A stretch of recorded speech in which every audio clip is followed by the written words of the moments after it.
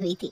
जहाँ विधि दिल्ली जैसे बड़े शहर की लड़की थी, वहीं विशाल राजस्थान के एक छोटे से कस्बे का रहने वाला था। दोनों ही पढ़े लिखे और समझदार थे, इसलिए आपसी सहमति से शादी के बाद विधि बिना किसी न नुकुर के विशाल के साथ उसके घर पर रहने लगी थी। कुछ दिन बीते थे कि एक दिन विधि की माँ का फोन उसके पास आता है। बेटा विधि, होली आने वाली है और हमारे यहाँ शादी के बाद पहली होली लड़की मायके में ही करती है। तेरी कुछ बात हुई क्या इस बारे में समधन जी से? नहीं ना मम्मी, माँ जी ने तो अभी तक ऐसा कुछ भी नहीं बताया। आप एक काम करो ना, उनसे ही फोन करके बात कर लो।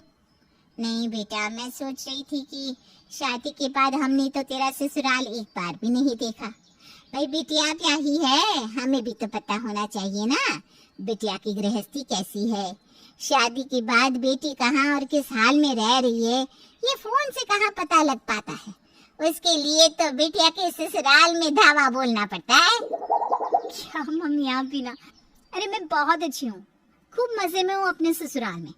भगवान ऐसी सास और ससुराल सबको दे। अरे बेटा, नई नई शादी में लड़कियां ऐसे ही ससुराल की तारीफ के पुल बांधती है। सच्चाई तो बाद में पता चलती है।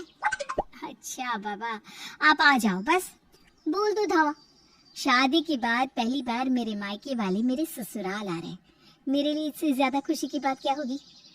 हाँ बेटा, एक बार तेरी गृहस्थी अपनी आंखों से देख लो ना, तो मुझे भी संतोष हो जाए। और भाई, हम कोई पुराने जमाने वाले माँ बाप थोड़ी ना है कि बेटी के घर का पानी भी नहीं पीना। सीधी सी बात है, तेरी जिद पर हमने अपनी आंखों से इतनी दूर तेरा ब्याह करा जरूर दिया है, लेकिन हम तो बराबर आते जाते रहेंगे। बेटी के ससुराल में पानी भी पियेंगे और खाना भी खाएंगे।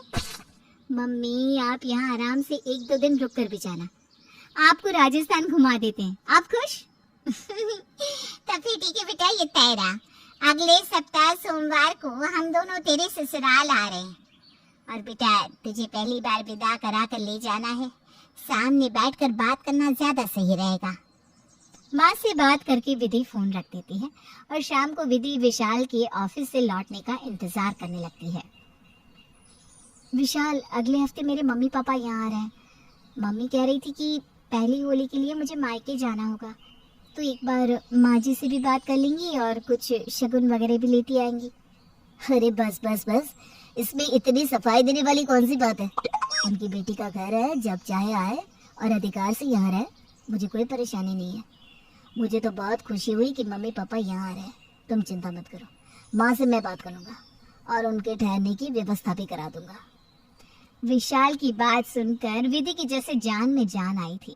अगले दिन सवेरे विशाल अपनी माँ को विधि के मम्मी पापा के आने की खबर दे देता है। माँ, वो लोग एक दिन यहीं ठहरेंगे, अगले दिन शाम को यहाँ से निकलेंगे। आप सबके बैठने का और सोने का इंतजाम देख लेना। इंतजाम बस सोने का नहीं, और भी बातों का करना होगा। खूब जानो मैं इस विधि की माँ को। शादी में विधि की तरह लाल लहंगा पहनकर मटकते घूम रही थी। वो क्या कहते हैं, हाँ, ट्रेनिंग कर रही थी बेटी के साथ। मुझे पता है यहाँ पर वो अपनी बेटी के हाल चाल जानने के लिए नहीं आ रही। वो तो यहाँ मुझे नीचा दिखाने और अपने बड़े शहर की तारीफों के पोल बांधने आ रही है। कोई बात नहीं, आ जाने दो बहू की माँ को। मैं भी उसे दिखा दूंगी कि हमारा बीकानेर भी किसी से कम थोड़ी ना। समधन से टक्कर लेने के लिए विधि की सास कौशल्या बाजार जाकर कुछ लेटेस्ट डिजाइन की कुर्ता सेट, सोफा कवर और बेडशीट खरीद कर लाती है। सोमवार आते आते तो पूरे घर का नक्शा बदल चुका था। घर के बेड, सोफा, यहाँ तक कि कौशल्या जी भी नया कुर्ता सेट पहनकर इठला रही थी। अरे ये माँ जी को क्या हो गया? मैं तो जब से आई हूँ उन्हें साड़ी में ही दिखा है, आज अचानक सूट कैसे पहन लिया, वो भी टाइट फिटेड पैंट के साथ। माँ जी तो पहचान में ही नहीं आ रही। उधर विधि की माँ जानती थी कि कौशल्या जी को शादी में उनका मेकअप और लहंगा पहनना खास पसंद नहीं आया था, इसलिए बेटी के ससुराल में सुख शांति बनाए रखने के लिए वो अपने सूट और ट्राउजर छोड़कर साड़ी पहनकर ही विधि के यहाँ आती है। जब सोमवार के दिन विधि की माँ अर्चना उसके ससुराल पहुँचती है तो उन्हें देखकर विधि का तो सर ही चकरा जाता है। अर्चना जी ने हल्के रंग की सादी सी साड़ी पहन रखी थी। और बड़े ही सलीके से सर ढका हुआ था। मम्मी तो साड़ी को कभी हाथ भी नहीं लगाती। मैंने तो पार्टी के अलावा कभी मम्मी को साड़ी पहनते देखा ही नहीं, और वो भी ऐसी आंटियों वाली साड़ी। हे भगवान, ये मेरी दोनों माताओं को हुआ क्या है? अरे मम्मी, आप 6 घंटे का सफर इस साड़ी में तय करके आई हो, लेकिन क्यों? विधि कुछ कह पाती उससे पहले ही अर्चना ने उसकी ओर झूठी सी हंसी दिखाकर कहा, बेटा, हमारी तो उम्र बीत गई साड़ी पहनते पहनते। हम तो 24 घंटे साड़ी में रहते हैं।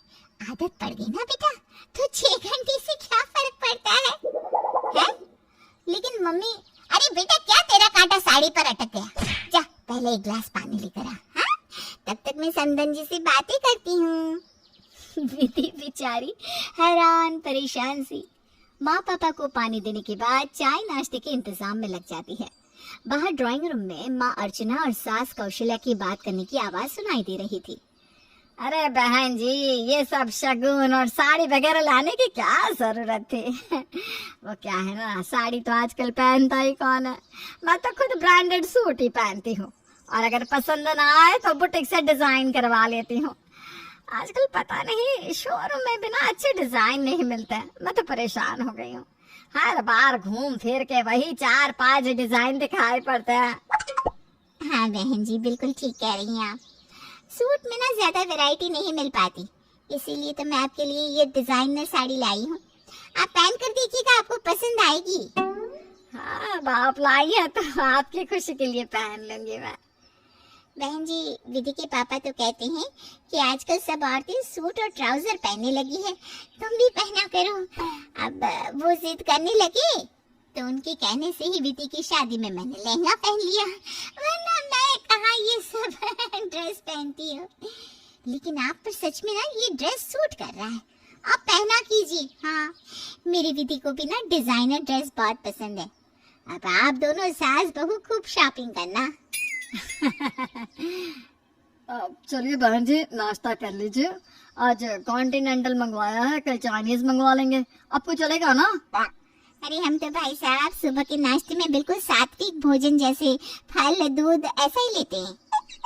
हाँ, राजस्थान आने वाले लोग सोचते होंगे कि यहाँ आकर बस दाल बाटी ही खाने को मिलेगी। लेकिन हमारी पसंद ना थोड़ी अलग है। अब कोई कितने दिन दाल बाटी खा सकता है भाई? हाँ, अब ये फल फूल आप दिल्ली जाकर खाइएगा, यहाँ तो हमारे साथ कॉन्टिनेंटल खाना ही खाइए। ये संस्कारों की उल्टी गंगा कैसे बह रही है? जब से मैं आई हूँ रोज दाल बाटी चुरमाई खा रही हूँ, और ये पापा जी कौन सी दुनिया की बात कर रहे हैं? कॉन्टिनेंटल, और इस घर में, और हमारी मम्मी पराठों के बिना इनकी सुबह नहीं होती। जब से आई है साधु संतों वाली बात कर रही है। यूं ही लंबी लंबी डींगों के बीच नाश्ता खत्म होता है और सभी अपने अपने कमरे की ओर बढ़ जाते हैं। दोपहर के समय फिर से विधि के सास ससुर और मम्मी पापा डाइनिंग टेबल पर आमने सामने बैठ जाते हैं। भाई साहब, इंडिया का टूर तो हो ही गया होगा आपका। हम तो दोनों मियाँ बीवी 3 बार भारत भ्रमण कर चुके हैं। नहीं भाई साहब, हम तो बस एक बार लंदन होकर आए हैं। मेरी मानिए तो आप भी एक बार विदेश यात्रा करके आइए। इंटरनेशनल फ्लाइट में बैठने का आनंद ही कुछ और होता है। विधि रसोई में खड़ी होकर उनकी लंबी लंबी गप सुनती रहती है। काफी देर तक सुनने के बाद जब उसके बर्दाश्त की हद हो जाती है तो वो डाइनिंग टेबल के पास जाकर अपनी माँ को घूरने लगती है। अरे बस कीजिए आप लोग, यहाँ क्या डिंगे हाँकने का कंपटीशन चल रहा है जिसमें आप सब बढ़ चढ़कर हिस्सा ले रहे हैं? और मम्मी क्या है ये सब? जब आपसे साड़ी नहीं पहनी जाती तो ये नाटक किस लिए? मुझे पता है, अभी नीचे उतरते समय आपका पैर उलझ गया था ना, और आप सीढ़ियों में गिर गई थी ना। अरे बेटा, सबके सामने ये क्या बोल रही है? और पापा, आप कब गए लंदन की ट्रिप पर? झूठ की भी कोई लिमिट होती है। मम्मी जाइए, पहले आप अपने कपड़े चेंज करके सूट पहन कर आइए। हाय हाय बहन जी, मतलब आप और भाई साहब तब से झूठ के पहाड़ पर चढ़ा रहे थे हमें। माँ जी रहने दीजिए। हाँ, अभी तो सुबह से एक के बाद एक गप ही छोड़ रही है। अरे आप तो हमेशा से साड़ी पहनती आई हैं, कि डिजाइनर सूट कब से पहनने लगी? और पापा जी, कॉन्टिनेंटल नाश्ता, जिस दिन से मैं आई हूँ मैगी तक खाने के लिए तरस गई हूँ। लेकिन आप तो कढ़ी, दाल, बाटी चूरमा और बाजरे की खिचड़ी के आगे कुछ खाना ही नहीं चाहते। मतलब इतना झूठ आखिर किस लिए? बेटा मैं तो बस तेरी सास के कहने पर ये सब कर रहा हूँ। इसने ही कहा कि बहू के मायके वाले दिल्ली से आ रहे हैं, तो उनसे 20 ही रहना है, 19 ना होने पाए। तो बस मैंने भी बड़ी बड़ी कहानियां बना दी। अरे बेटा सत्यानाश हो इस 6 मीटर की साड़ी का। मेरा तो दम घुटा जा रहा है। मैं तो बस इसलिए ये साड़ी और पल्लू का दिखावा कर रही थी ताकि बहन जी मुझे अच्छे संस्कारी खानदान की बेटी समझकर मान सम्मान दे। माँ जी आपको कुछ कहना है? अब विधि बेटा मैं तो खुद इस नाटक से उकता आ गई हूँ। आप लोग जैसे हैं वैसे ही अच्छे हैं। किसी के लिए खुद को बदलने की कोई जरूरत नहीं है। मम्मी साड़ी पहनने से आप ज्यादा संस्कारी लगेंगी, ऐसा आपसे किसने कहा? आपने जींस और सूट पहनकर भी मुझ में खूब संस्कार डाले हैं। मुझे अपनी माँ पर गर्व है। माँ जी आपको भी शहर के समधियों के सामने खुद को छोटा समझने की कोई जरूरत नहीं है। आपका कल्चर बहुत अच्छा है। सास ससुर और माँ पापा को अपनी अपनी गलती समझ में आ गई थी। विधि को नाराज देखकर सासू माँ और मम्मी कान पकड़कर माफी मांगते हैं तो विधि भी हंसते हुए सबको गले से लगा लेती है।